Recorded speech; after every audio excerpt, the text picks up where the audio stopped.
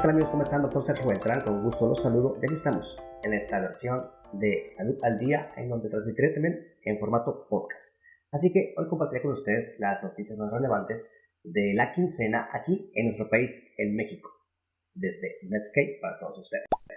Doctor Sergio los informa y además les cuento que les explico todo de forma sencilla y clara para que sea del entendimiento de todos ustedes. Comenzamos con la noticia número 1, que nos hace recordar algo que pasó, trágico, lamentable, doloroso, y que no puede pasar, y que no debe pasar, y que no debe volver a pasar.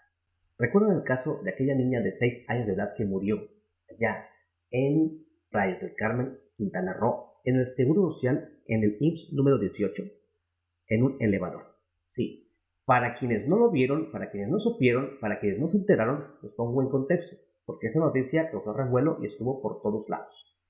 Una niña de 6 años de edad murió allá en el Seguro Social número 18 en Playa del Carmen, Quintana Roo.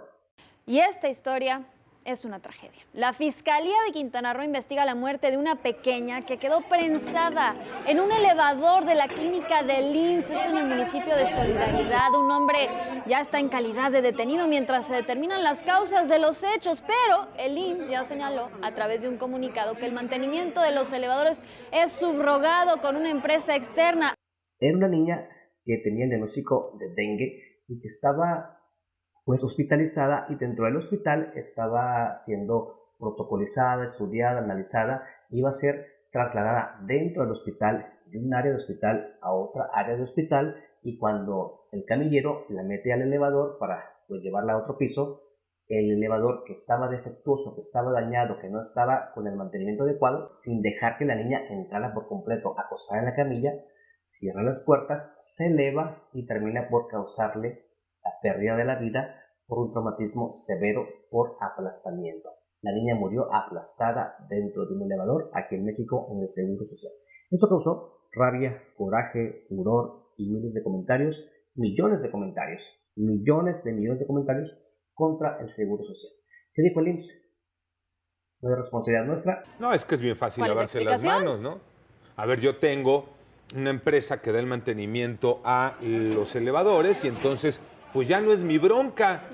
Perdón, de entrada, ¿no que ya no existían las empresas que daban servicio a las dependencias de gobierno? Era uno de los puntos que estaban ahí, ¿no? En la discusión. Entonces se sigue contratando externos para que hagan trabajo en oficinas de gobierno. Y esta parte, ¿no? Me lavo las manos porque como ya no es bronca mía, pues entonces que se caiga el elevador. Donde se cae un elevador es responsabilidad de esos que tienen que darle el mantenimiento. Y de dónde está ese elevador. Y está en este caso en un hospital. Nosotros pues subrogamos el servicio a una empresa privada para que le dé el mantenimiento, pero lo dijo Zoe Robledo, el director general del IMSS, lo dijo la Fiscalía, lo dijo el presidente, lo dijo Derechos Humanos, lo dijeron todo el mundo. Vamos a revisar este caso y vamos a llegar hasta las últimas consecuencias. Y por supuesto, iban a encontrar casos de corrupción y de irregularidades. Así que eso pasó. ¿Qué les cuento de esta noticia? Bueno, tras el fallecimiento de una menor a causa de una falla en el elevador del Hospital General 18, allá en Playa del Carmen, Quintana Roo, el organismo, o sea, el Seguro Social, denunció penalmente a la empresa Citrabem, encargada de mantenimiento de los ascensores, e informó que separó del cargo a los funcionarios encargados de la conservación y mantenimiento del hospital, donde ocurrió el incidente. Es decir, el IMSS mete la demanda contra esta empresa privada llamada Citrabem, a quienes el IMSS contrató para darle mantenimiento y que además les compró un número importante de elevadores, pero también ya despidió a funcionarios encargados del IMSS de la conservación y mantenimiento del hospital. Es decir, si el IMSS, despide a sus trabajadores es porque estos cometieron determinadas irregularidades. Era cosa de escarbar un poquito más y darse cuenta que el IMSS sí tenía culpa y también tenía responsabilidades. Al principio dijeron, no es culpa de nosotros, vamos a investigar, pero sí había responsabilidades y culpables dentro del IMSS. Además, la Comisión Nacional de Derechos Humanos y la Fiscalía General de la República iniciaron investigaciones por este caso. En un videomensaje del 18 de julio, Zoe Robledo Aburto, el director general del IMSS en nuestro país, indicó que la investigación que realiza el instituto sobre el siniestro incluye los hechos ocurridos en el incidente que pasó el 10 de julio. La investigación sobre los contratos que diversas delegaciones del IMSS otorgaron a la empresa Citrabem desde enero del 2019 y la adquisición de 180 elevadores. Iban a investigar, pues, a ver cómo estaba la cuestión de los contratos que tenían con esta empresa desde enero del 2019 y de la compra de 180 elevadores de la marca ITRA, realizada en 2016. Algo curioso dentro del contrato que el IMSS aceptó. En un video del 12 de julio, Zoe Robledo Aburto recordó que durante la administración anterior, siempre hacemos señal, ellos fueron, los otros fueron, los de la otra administración fueron, se adquirieron 180 elevadores de uso residencial de la marca ITRA, los cuales no pueden ser sustituidos. Escuchen bien esto, amigos. 180 elevadores que compraron ellos, el IMSS, a esta empresa, no pueden ser sustituidos, no pueden ser cambiados. Tú ya me los compraste, ahí los dejas y no te los puedo cambiar por un tema de contrato hasta el 2027. Dicho contrato incluía el mantenimiento de los equipos, pero hasta el 2021.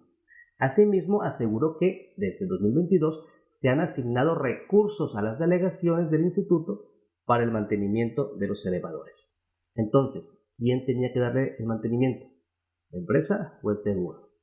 Indicó que las delegaciones del IMSS en Quintana Roo, Estado de México, Querétaro y Morelos contrataron este año a través de una licitación pública a la empresa Citrabem, cuyos contratos están vigentes hasta el 31 de diciembre. Pero, según Quinto Elemento Lab, Citrabem ha ganado contratos con el instituto, o sea, con el Seguro Social, mediante competencias simuladas, con 12 empresas que tienen mismos socios, mismos representantes y mismos domicilios. Hacen concursos simulados, o sea, simulamos que concursamos con otras empresas, pero somos nosotros mismos. En redes sociales, usuarios han denunciado que los elevadores de hospitales del IMSS en Monterrey, Pachuca y la Ciudad de México no funcionan y que no cuentan con la señalización para advertir que están en reparación. Y eso es verdad. Existen muchos elevadores en este país. Ha pasado muchas veces que hay elevadores que no funcionan, que no sirven, que están averiados y no tienen una señal que diga no se puede utilizar. Eso sí es verdad. Así que, lo repito otra vez, Andrés Manuel López Obrador ve seguro por seguro social en este país y date cuenta de todas las irregularidades, y todos los defectos y todas las carencias que tienen esos hospitales. Para que te des cuenta que estamos bastante lejos de Dinamarca. Noticia número 2. COFEPRIS, alertas sanitarias y distribuidores irregulares de fármacos. A ver, existen en nuestro país distribuidores de fármacos que están irregulares ante la COFEPRIS. La Comisión Federal para la Protección contra Riesgos Sanitarios, o sea la COFEPRIS, emitió 4 alertas sanitarias por la falsificación de los siguientes fármacos. Ojo, si en tu casa tienes estos fármacos, checa el lote por favor. Número 1, Volentax, que contiene enoxaparina, el cual es un anticoagulante. El lote es S21U261. Repito, el lote es S21U261. Fármaco número 2 es aspirina Protec, ácido acetilsalicílico de 100 miligramos. Cuidado, porque esto se vende por todos lados. El lote es BT15UX4. Fármaco número 3, Octagam o inmunoglobulina humana normal endovenosa al 5%. Lotes L106AD442 y L2448441. Y fármaco número 4 es el alacramin, que es la inmunoglobulina polivalente antialacrán, la vacuna antialacrán, con el lote B1L33.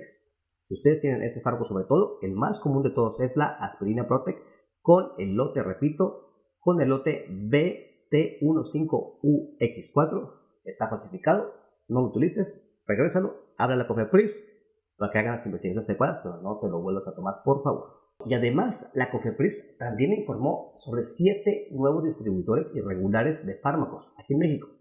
Medical Avast, Hadit, Rosan Medical, Juan Carlos Vallejo Rodríguez, Uriel Ortega Gerardo, Skin Garden y SP Medical. Entre las irregularidades que detectó el organismo se encuentran falta de registro de sus proveedores y de los establecimientos a los que distribuye, comercialización de fármacos falsificados, o sea, venden fármacos falsificados, carencia de inventarios que garanticen la correcta trazabilidad y manejo de los fármacos que comercializan, inventarios que son fantasmas y que no existen y que no son reales, así como la falta de condiciones para el adecuado almacenamiento de los fármacos. La bodega donde los tienen no cumple con los requisitos adecuados para tenerlos ahí. La autoridad sanitaria cuenta con una lista de 115 distribuidores irregulares en nuestro país, distribuidores de fármacos. Noticia número 3. Más de 400 médicos jubilados se integrarán al IMSS. Zoe Robledo Aburto, director general del IMSS, informó que están en proceso de contratación o de recontratación 415 médicos especialistas jubilados, los cuales se integrarán a los hospitales afiliados al IMSS Bienestar. En abril, el organismo lanzó una convocatoria. ¿Se acuerdan ustedes cuando cierran el INSABI, abren IMSS Bienestar y dicen, no hay trabajadores, vamos a recontratar a médicos especialistas que estaban jubilados? ¿Para qué? Para que vuelvan a chambear con nosotros.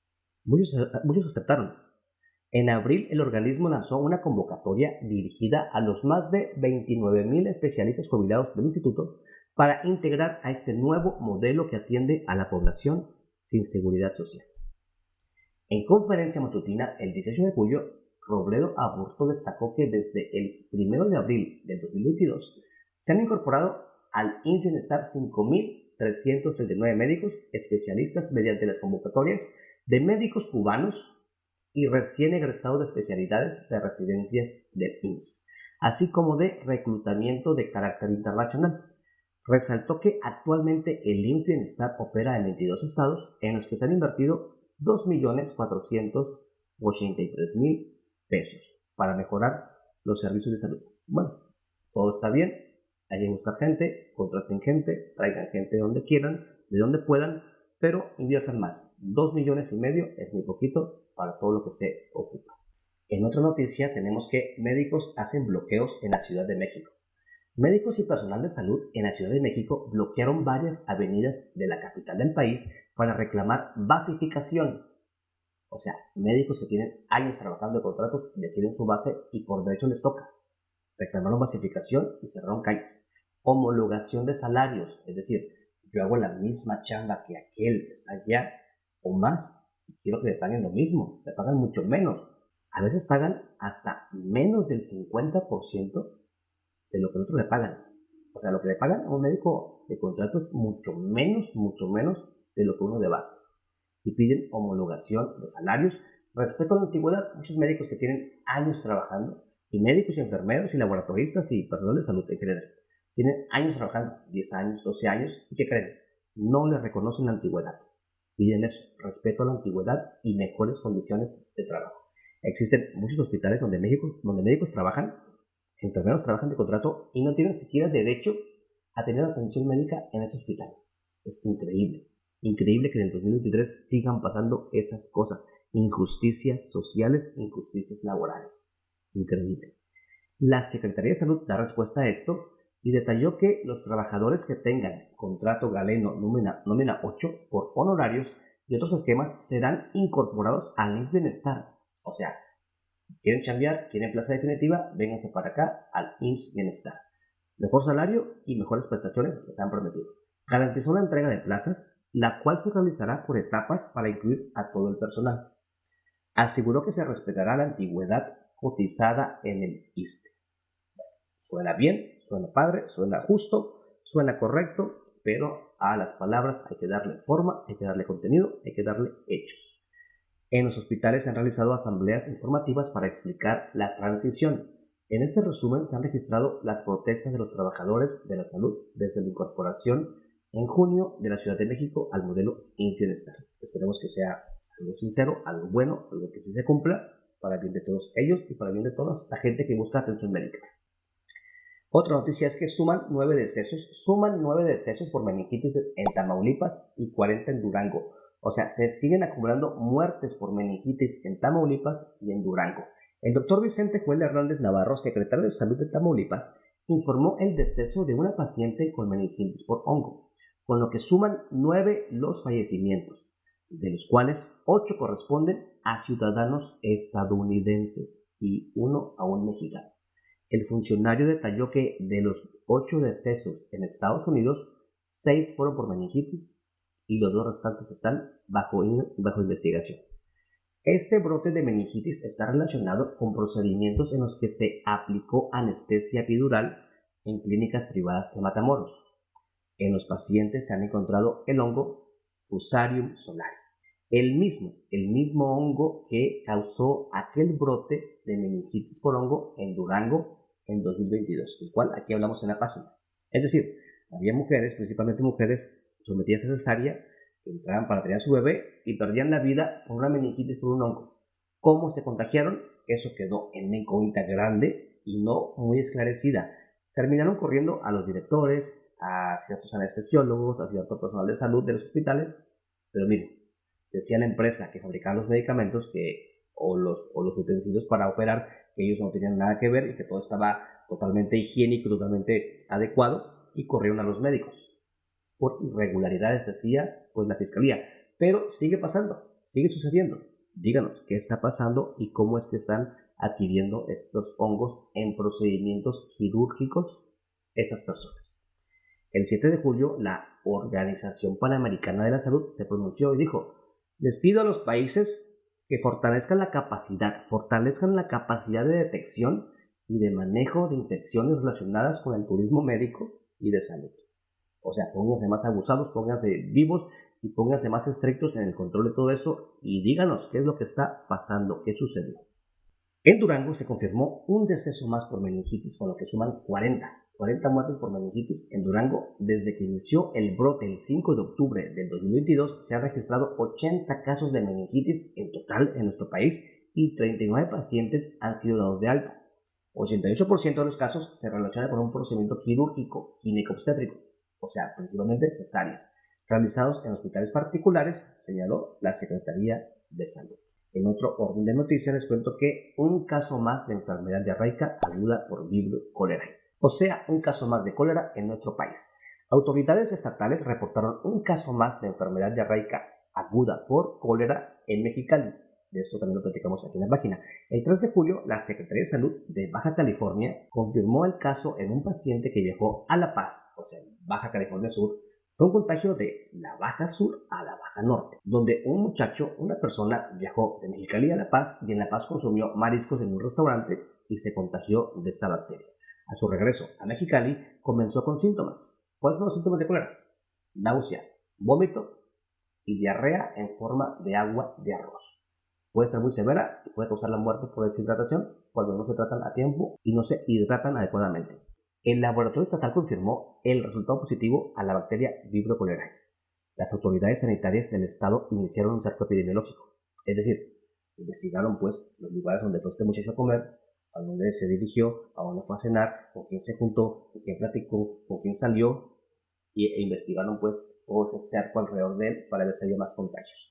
Este caso se suma al reportado el 30 de junio por las autoridades sanitarias de Colima. ¿Por qué es importante esto? Porque el cólera es una enfermedad que afecta principalmente a países pobres, en donde hace falta mucho una mejora en condiciones higiénicas sociales, sobre todo en alimentos y en agua potable.